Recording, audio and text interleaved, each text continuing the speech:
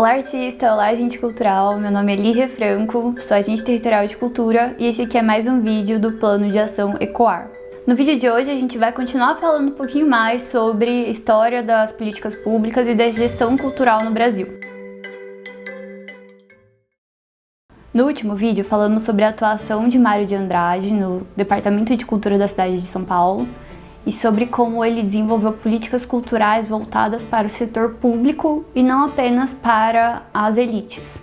A gente falou também sobre a Era Vargas, um período que vai de 1930 a 1945 e que é marcado por paradoxos, porque a gente está falando de um regime ditatorial, né, onde a censura, a repressão e o autoritarismo eram práticas comuns. E a gente fala que é paradoxo porque, apesar do regime ditatorial, nesse período a gente teve atuações que tiveram um grande impacto para a cultura do Brasil. Nesse período foram criados alguns órgãos como Superintendência de Educação Musical e Artística, em 1936, Instituto Nacional de Cinema Educativo, em 1936, o Serviço de Radiodifusão Educativa, o SFAM, Serviço de Patrimônio Histórico e Artístico, que a gente falou um pouquinho no vídeo passado também, foi criado em 1937.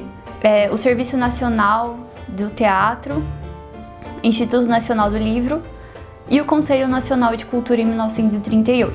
No breve período democrático posterior à Era Vargas, que vai de 1945 a 1964, quando em 64 a gente tem o golpe militar e a gente volta a ter um regime ditatorial no país, as ações culturais, as ações de políticas culturais do Estado foram muito pontuais. A gente pode citar, nesse período, a criação do Ministério da Educação e Cultura, em 1953, aconteceu também a expansão das universidades públicas, campanha de defesa do folclore brasileiro e a criação do Instituto Superior de Estudos Brasileiros em 1955. São alguns dos exemplos pontuais aí que a gente pode citar que aconteceram através do Estado nesse período.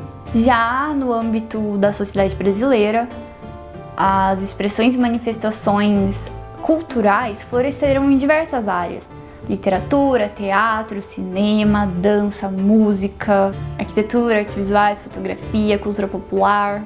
Em 1961 surgem os Centros Populares de Cultura, conhecidos como CPCs da UNE, que é a União Nacional dos Estudantes. Os CPCs da UNE tinham como objetivo a conscientização política por meio da arte.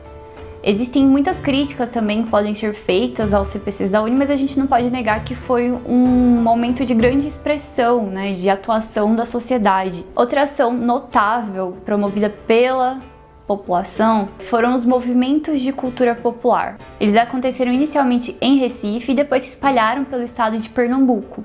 E é no contexto desse movimento de cultura popular, conhecidos como MCPs, que surge a grande figura notável de Paulo Freire, né? Um grande educador, patrono da educação brasileira, com seus métodos pedagógicos extremamente inovadores.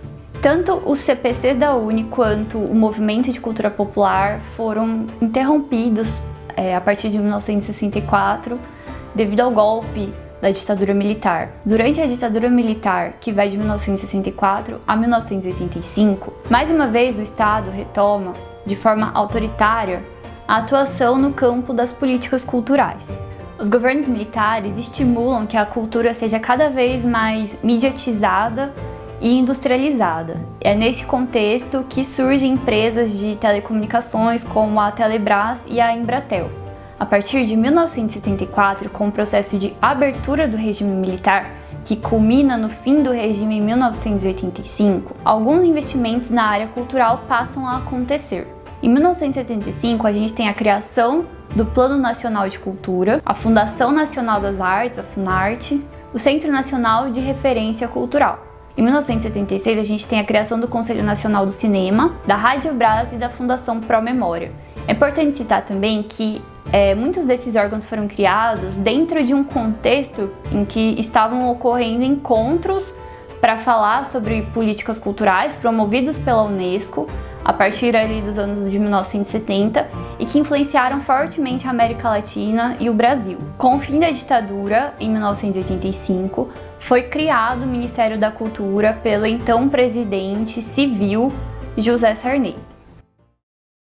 Você conhecia os CPCs da UNE, o Movimento de Cultura Popular? Você sabia de toda essa história da gestão cultural no nosso país? Deixe aqui nos comentários e até o próximo vídeo.